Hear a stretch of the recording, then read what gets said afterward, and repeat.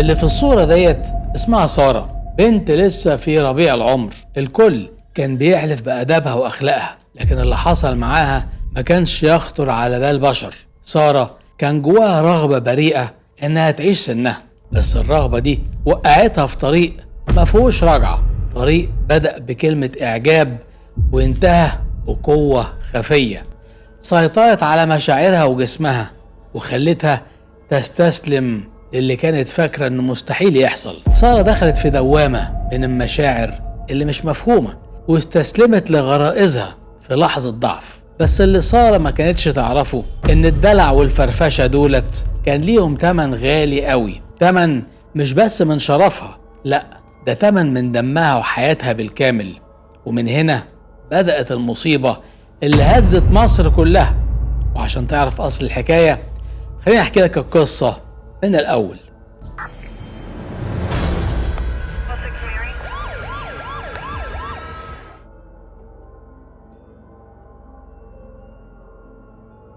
قبل ما نبدأ قصتنا النهاردة حابب أفكرك إن عرض حلقات برنامج القصة من الأول بيكون كل يوم حد وخميس الساعة 10 بالليل. يلا بينا نبدأ قصتنا. الحكاية بتبدأ مع الراجل اللي صورته قدامكم دوت، واسمه سامح عبد الرحمن. سامح عنده 55 سنة وعايش في أرقى مناطق القاهرة، وتحديدا في منطقة التجمع الخامس. سامح ده ما كانش مجرد شخص عادي، ده كان رجل أعمال ناجح جدا ومعروف في سوق المقاولات، وعنده شركة كبيرة متخصصة في مجال مواد التشييد والبناء. ورغم بقى الثراء الفاحش والفلوس الكتيرة اللي كانت معاه، إلا إن سامح كان مشهور وسط الناس بتواضعه الشديد. كان بيتعامل مع الغفير زي الوزير وعمر ما تكبر على حد، والصفة دي خلت ربنا يبارك له في ماله ويرزقه من وسع ويكون له هيبة ومحبة في قلوب كل اللي يعرفوه. لكن كل الفلوس والشركات دي كانت في كفة، ونعمة الزوجة والذرية الصالحة كانت في كفة تانية خالص. بالنسبة لسامح، سامح ربنا رزقه بزوجة اسمها علياء، ست طيبة جدا وبنت أصول ومحترمة، وكانت دايما بتحافظ على صلاتها في وقتها وربت بيت ممتازة. سامح وعلياء كان عندهم بنت واحدة اسمها سارة، اللي كان عندها في التوقيت ده 17 سنة. سارة كانت حبيبة أبوها وأمها. أما كبرت وشافت قد إيه أبوها وأمها ناس طيبين ومتواضعين، فتعلمت منهم كل الصفات الحلوة دي. بس للأسف الطيبة الزايدة عند سارة قلبت بسذاجة وهبل. ما كانتش بتعرف تفرق ما بين الناس، ولا كانت بتفهم إن في نفوس خبيثة ممكن تبقى عايزة لها الشر.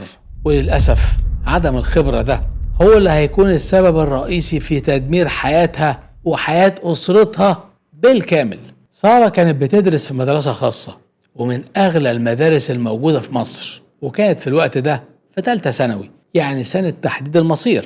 سامح أبوها كان بيشجعها بكل الطرق، وقعد معاها وقال لها إنه واثق في ذكائها، ووعدها وعد كبير إن لو جابت مجموع عالي هيدخلها أحسن كلية في مصر، وهيجيب لها عربية أحدث موديل عشان تروح بيها الجامعة وتكون فخورة بنفسها. سارة خدت الكلام ده تحدي وبدأت تذاكر ليل نهار، وبذلت مجهود كبير جدا، وما كانتش بتنام غير ساعات قليلة كل يوم. لكن لما النتيجة ظهرت الصدمة كانت كبيرة. سارة ما جابتش المجموع اللي كانت بتحلم بيه عشان تخش كلية القمة اللي كانت في بالها. وهنا سارة دخلت في حالة حزن شديدة وعيطت كتير، لأنها حست إنها خذلت أبوها وأمها، وحست برضو إن حلم العربية ضاع منها. سامح أما شاف بنته في الحالة دي قلبه وجع عليها جامد جدا، وقعد يهون عليها وقال لها يا بنتي انت عملت اللي عليكي، والنتيجة دي بتاعت ربنا،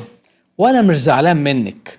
المهم عندي ان انت بخير وبصحة. وحاول يطمنها ان مستقبلها مش هيضيع، وقال لها ان طالما مجموعك فوق 80% فممكن يدخلك جامعة خاصة تدرسي فيها اللي انت عايزاه، طب او هندسة او اي حاجة تانية. لكن سارة فاجئته برأيها وقالت له انها قررت تخش كلية التجارة في جامعة حكومية، لأن عايزة تفهم لغة البيزنس والأرقام عشان تقدر تساعده في شركاته وتدير شغله في المستقبل. بس في وسط الكلام فكرته بالعربية وقالت له إن كان نفسها تروح الجامعة بيها. سامح وقتها كان حازم وقال لها ان الوعد كان مربوط بمجموع 90%، وطالما ده ما حصلش يبقى الوعد مش هيتنفذ دلوقتي. سارة رغم حنان ابوها الا انها فضلت زعلانة وشايلة في نفسها من موضوع العربية. عدى يوم ورا التاني وبدأت سارة تسحب ورقها وتقدم في كلية التجارة جامعة حلوان،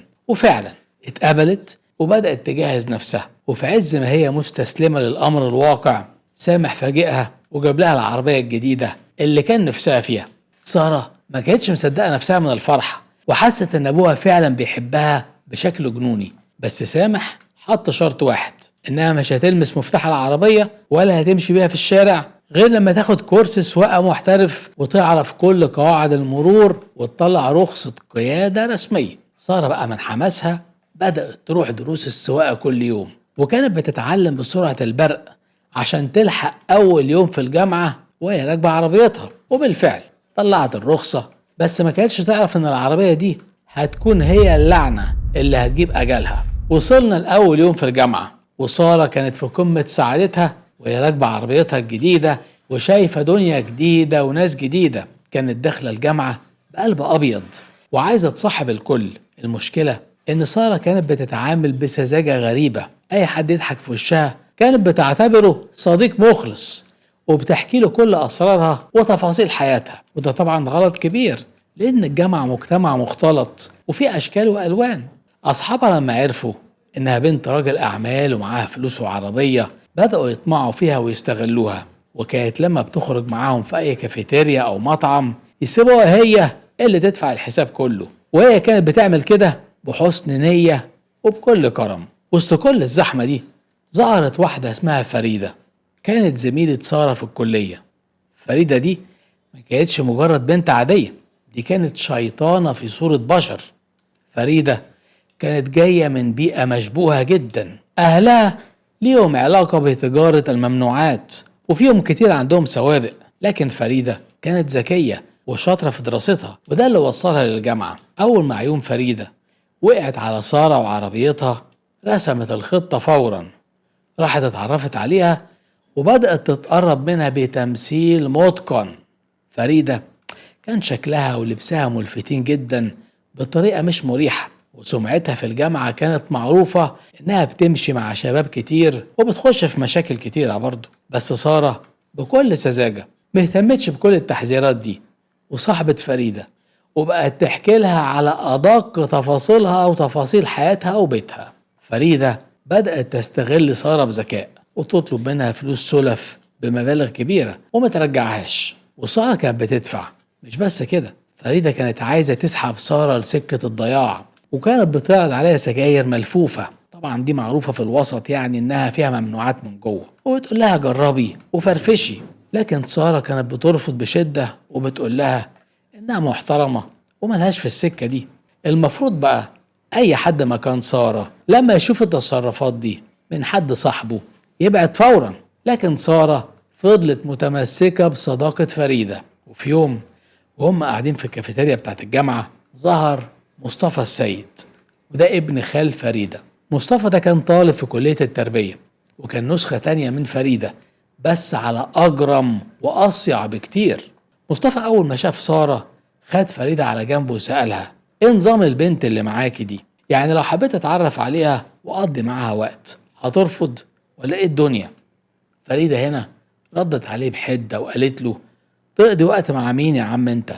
سارة دي بنت محترمة جدا ومن عيلة كبيرة وملهاش في السكك اللي انت عارفها، وعمرها ما مشيت مع ولد ولا كلمت حد اصلا.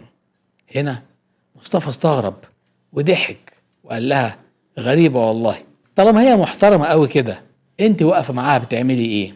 هنا بقى فريدة اتنرفزت وقالت له احترم نفسك يا عم، قصدك ايه يعني؟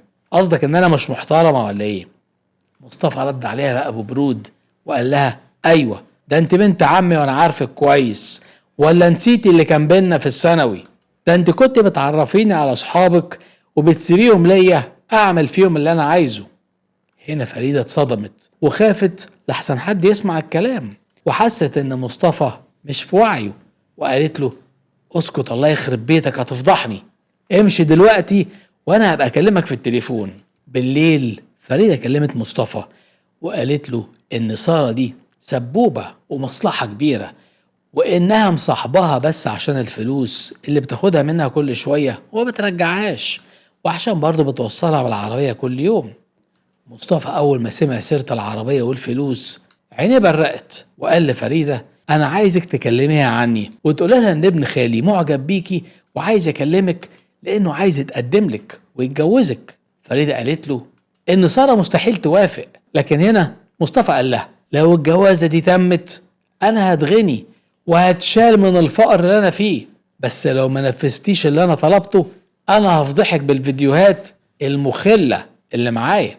هنا بقى فريدة حاولت تنكر وجود فيديوهات، لكن مصطفى قال لها إن الفيديوهات موجودة معاه. وهنا فريدة حاولت تفتح الكلام مع سارة وقالت لها ابن خالي مصطفى شافك ومعجب بيكي جدا ونفسه يكلمك.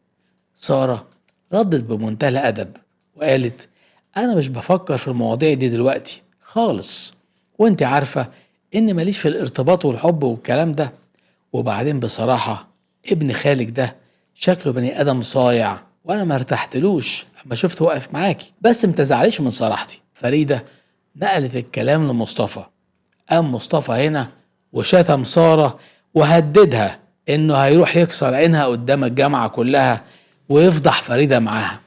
وهنا فريدة حاولت تهديه عشان المصلحة ما تضيعش، فمصطفى قال لها أنا مش هسيب المصلحة دي تروح مني، أنا هخطط للي جاي وهقولك تعملي إيه وتنفذيه بالحرف. بعد كام يوم مصطفى قابل فريدة وحط النقط على الحروف وقال لها وش كده أنا عايزك تجيبي لي سارة لحد العنوان ده.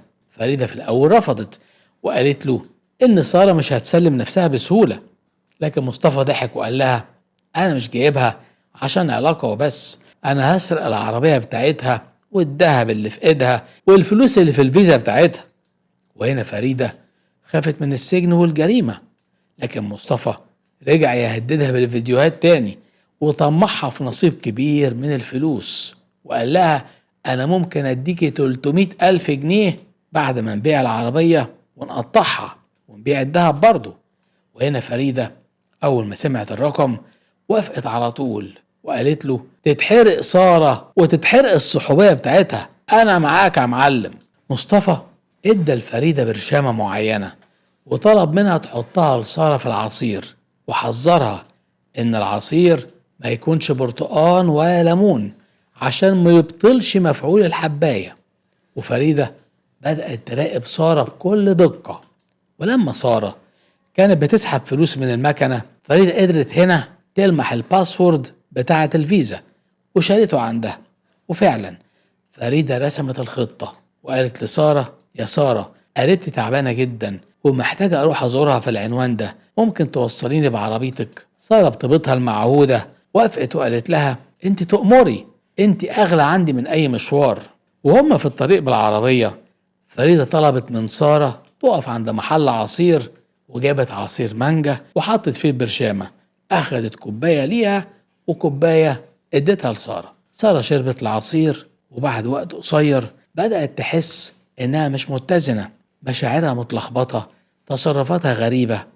ولما وصلوا الشقة سارة اتفاجئت بوجود مصطفى واتنين معاه، خافت وحست بالغدر، لكن مفعول البرشام كان أقوى منها، ومصطفى اعتدى عليها وهي مش قادرة تقاوم، كأن في قوة خفية بتحركها.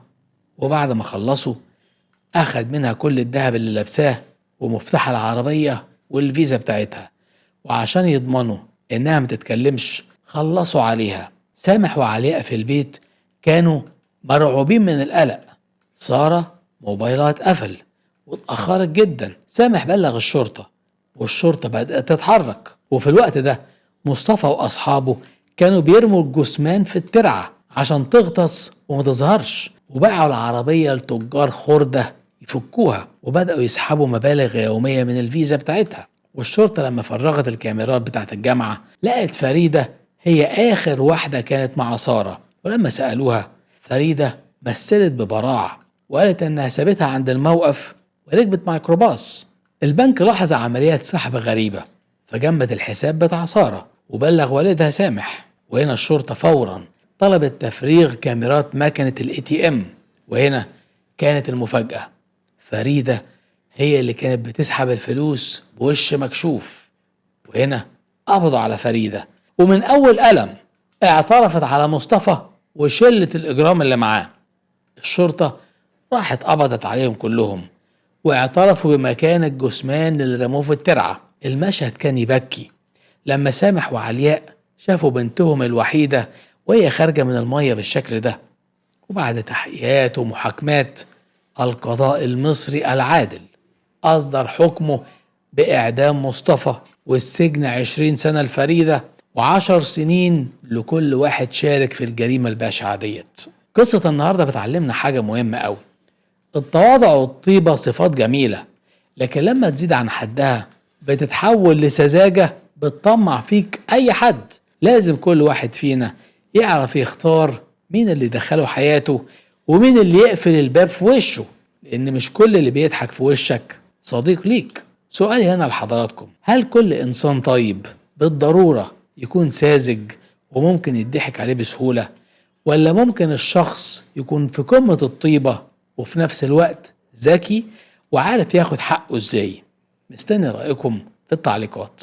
وبكده وصلنا لنهاية حلقتنا النهاردة، ونشوفكم بإذن الله الحلقة اللي جاية. سلام.